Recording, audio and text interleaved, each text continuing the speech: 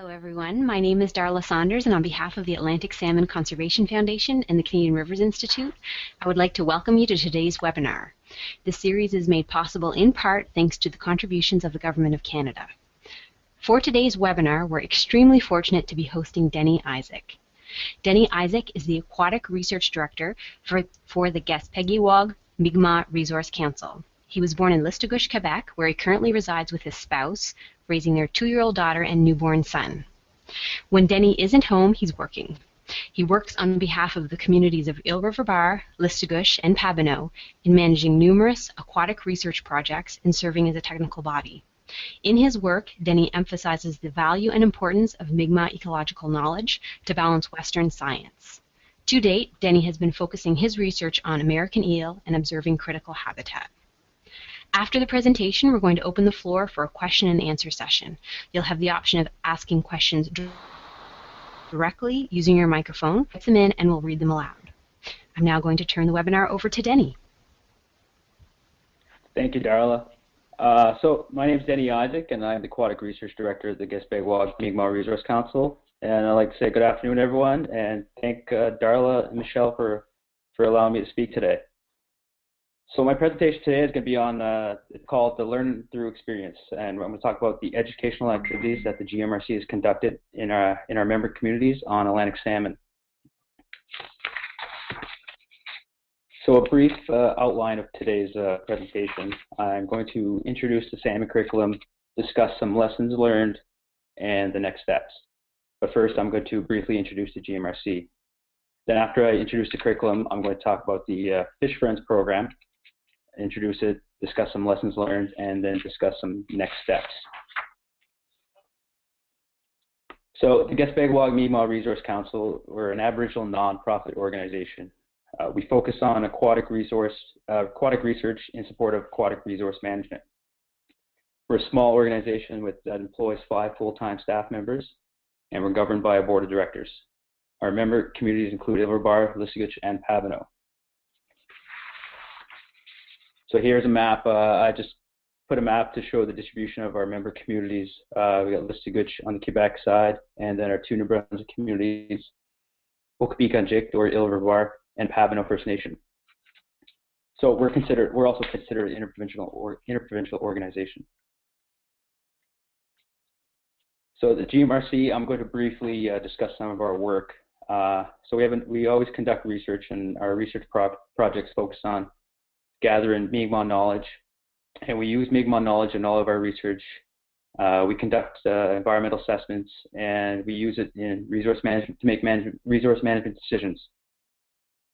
And as my introduction stated, that we're always aiming to connect both Mi'kmaq and Western science worldviews and implement those both worldviews into all of our work. We also work with a number of species at risk. We target culturally significant species that are listed by CASAWIC as special concern, threatened, or endangered. Currently, I'm working with American eel and identifying critical habitat in the Listigouche and Eel River watersheds, mainly in the estuaries. And we have other educational projects where we target striped bass and Atlantic salmon. We do environmental contaminant testing, where we examine the level of environmental contaminants in traditional food sources, and we make recommendations on monthly intakes. And in the past, we studied lobster in the Eel River Bar's food fishery, moose in the Pabineau's fall harvest, and Atlantic salmon from the Listigouche River. But today, I'm going to focus my presentation on our educational and outreach activities, and namely the Fish Friends program and the salmon curriculum.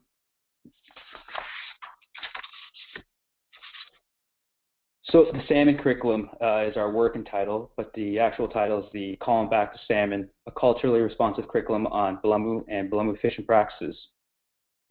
And the purpose of the program is to enrich the students' learning experience about Atlantic salmon and various fishing practices. Our target school for the curriculum is the Alexito Gipu School, which is located in Listigouche. And it's home to a majority of Mi'kmaq students, and the grades range from nursery to grade 8. And we also, for this curriculum, we use the Listigouche River as our base river. So this curriculum is adapted to these students in this particular school.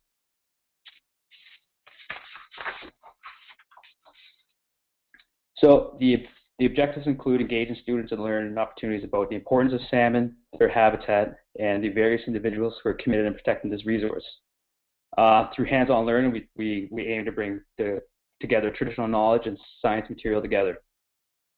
As I mentioned before, it's something we always strive to in the GMRC.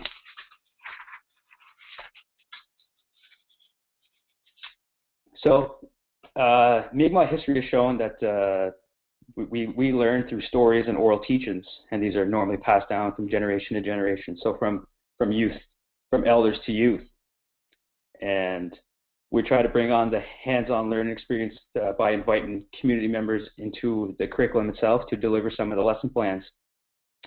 And the students actually have an opportunity to go out on site and experience some of the fishing activities if they're not already experienced in that, because a lot of our students in the ASCF School are very familiar with salmon fishing, and because it's a very important activity in our community.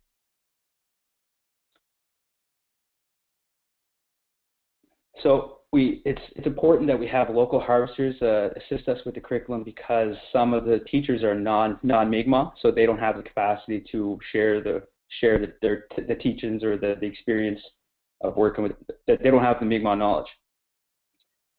So of course there's a deeper meaning to this knowledge. That's not the focus of my presentation today, but I recommend everyone Google Dr. Al Marshall and the two-eyed seeing concept. It's a very interesting concept, and that's something that the GMRC is trying to accomplish. So I'll give a brief history of the salmon curriculum. In 2009-2010, it was first drafted. This was done, of course, with the support of the Scotia Education Directorate and the ASCF School. Then it was developed by Marcia Vicaire under project funded by the Atlantic Salmon Conservation Foundation. But soon after version 1 was completed, there was change in management at the GMRC, so this prevented us from developing the curriculum any further. So in 2011, that's where I picked up the file, the salmon curriculum, and I reviewed the file, and I identified that there was recommendations made by Marcia Vicaire. So we took the file to the next step, and we met with the AGS school, the principal, Jeff Grass, and we discussed what can we do to take this salmon curriculum and put it into the school. So a letter of support came from the AGS, and we proceeded with a funding proposal to the Atlantic Salmon Conservation Foundation. And then in 2012-13 year, we came out with version 2. So version 2 made all the recommendations based off of Marcia Vicaire, and it was also translated into French. So we now have an English version and a French version. Both versions were peer-reviewed by the Atlantic Salmon Federation, the West Scotia River Watershed Management Council, and the Atlantic Salmon Conservation Foundation. Now we're into the next steps of the project. I recently presented the salmon curriculum to the AGS teaching staff during a recent professional development workshop, and I'll discuss later in my presentation some of the next steps with the salmon curriculum. So there's a total of 7 lessons in the curriculum, and the activities in this curriculum are designed to supplement traditional science lessons and guide students in discovering the science and history of Atlantic salmon in their community, so Nova Scotia and surrounding areas. Each lesson is designed for students of grades 7 and 8. The academic focus is on core activities, is on science, the holistic nature of Indigenous learning, and it also incorporates aspects of other various topics such as biology, environmental studies, cultural traditions, language arts, and social studies and technology. So I won't go into each lesson, but here is the lesson and each objective of the lessons. Lesson 1, student dialogue session. Engage in a culturally relevant dialogue with community members regarding Atlantic salmon and salmon fishing practices. So here is where the community members with the traditional knowledge would be a big help.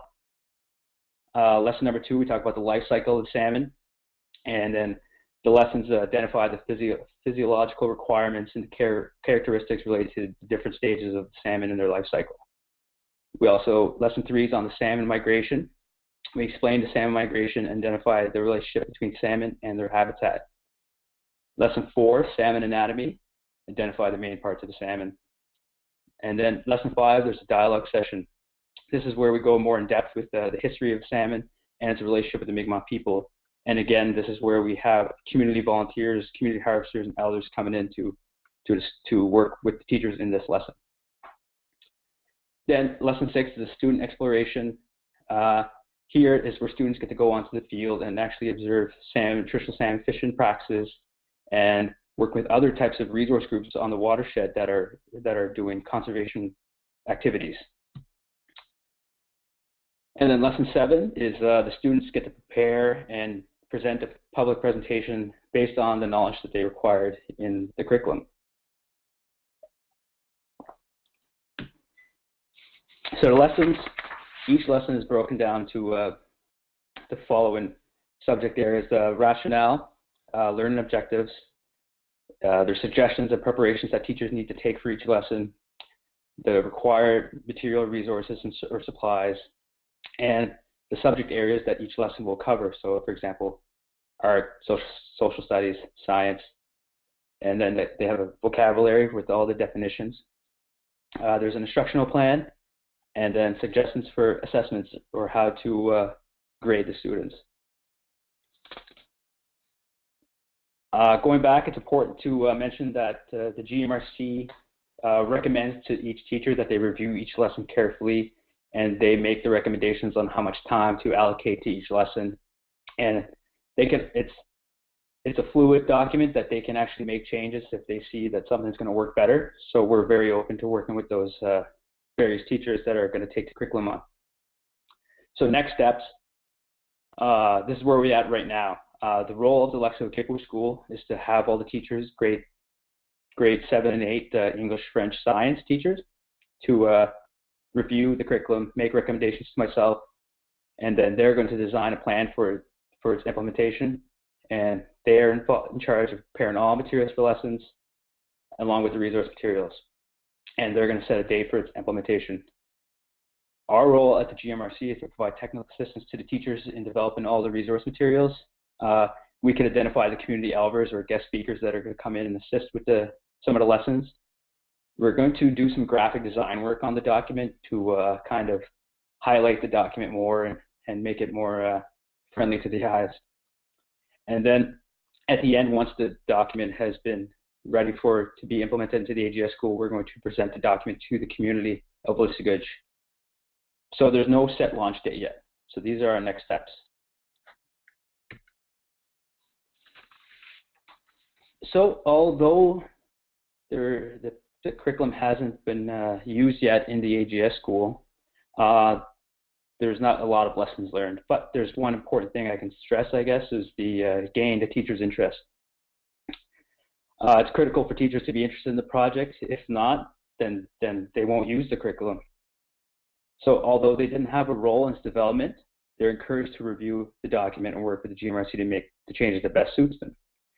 Here's where I lucked out, because the AGS is currently introducing a new style of teaching where part of their day is involved in learning within the environment. So they take the students out of the classroom into the environment setting, and then that's where they learn outdoors. So this is perfect for the curriculum because that fits that style of teaching. So now I'm going to talk about the Fish Friends program. For those of you who aren't familiar with the program, the Fish Friends program is an educational program on fish and conservation for elementary grades, so grades 4, 5, and 6. It was initiated by the Atlantic Salmon Federation, and we work with the New Brunswick Salmon Council, who assists us with delivering the Fish Friends program. We work with Roland Lavallée. He's a volunteer for the New Brunswick Salmon Council, and he's been a big help in the project. So the program provides a fun hands-on learning program on Atlantic salmon, where students take wild Atlantic salmon eggs, grow them to the fry stage in the classroom, where then they take them back to their home river system. And the program has its own curriculum, which is different from the curriculum I just presented. This is the Fish Friends curriculum, and it comes with the program, and you can obtain the curriculum from the NB Salmon Council. So the process, we received eyed eggs from the local hatchery spring. We get our eggs from the Charlotte Salmonoid Hansen Center, and for the past 2 years we've been using the Pisquet brood stock. Then we transfer the eggs from the hatchery to the classroom, and we place them in a tank. The tank has a chiller, and we set up we try to simulate the habitat. We put some rocks in there, and we'll cover it with styrofoam. This is where the lessons of the Fish Friends curriculum begin. Teachers can pick and choose kind of what lessons they want to take from the Fish Friends curriculum. And this is also where the water temperature is regulated. The temperature is controlled to ensure that the eggs don't hatch too early, or to keep the ideal temperature to keep the fish alive.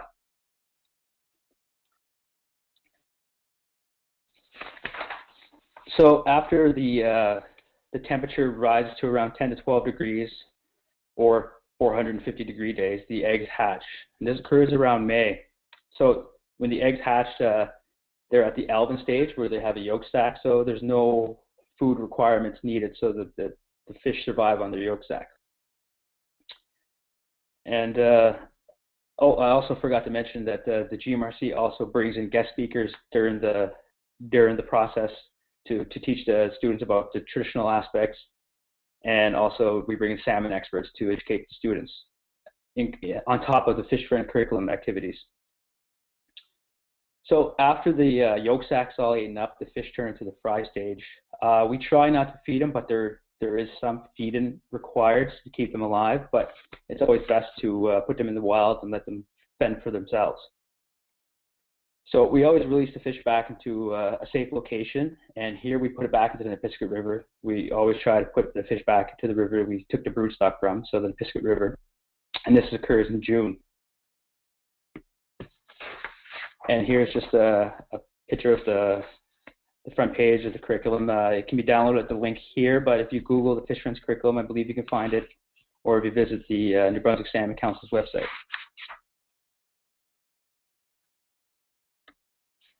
So the GMRC has a total of 6 tanks, 2 in each of the following schools.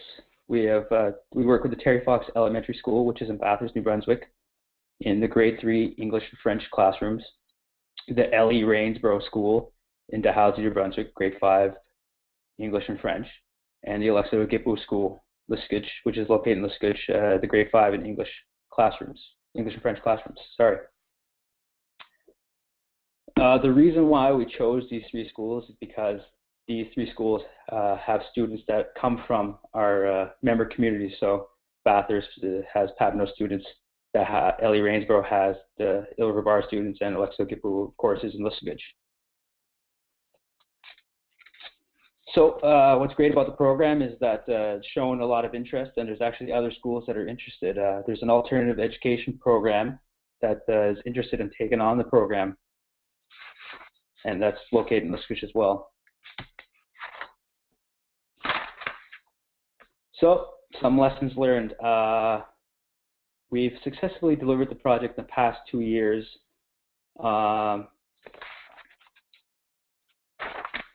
But I believe there was over 70 students involved from all 3 schools, and last year we released a total of 900 fry.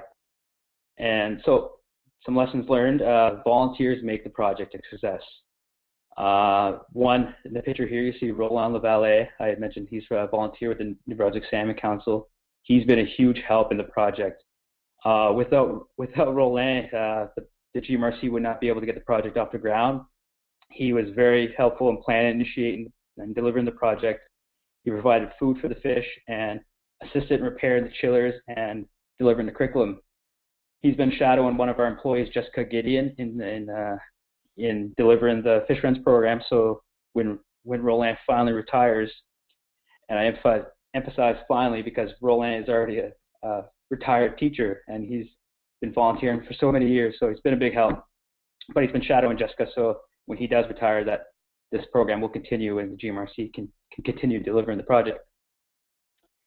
And again, other volunteers are critical: Mi'kmaq knowledge holders, local elders, harvesters, and technical experts, mainly individuals who are involved in salmon recovery activities on the local watershed. Another lesson learned is to have a backup plan. Chillers is what keeps the water cool. They tend to break down. So it's always key to have a backup chiller. This ensures the survival of the fish.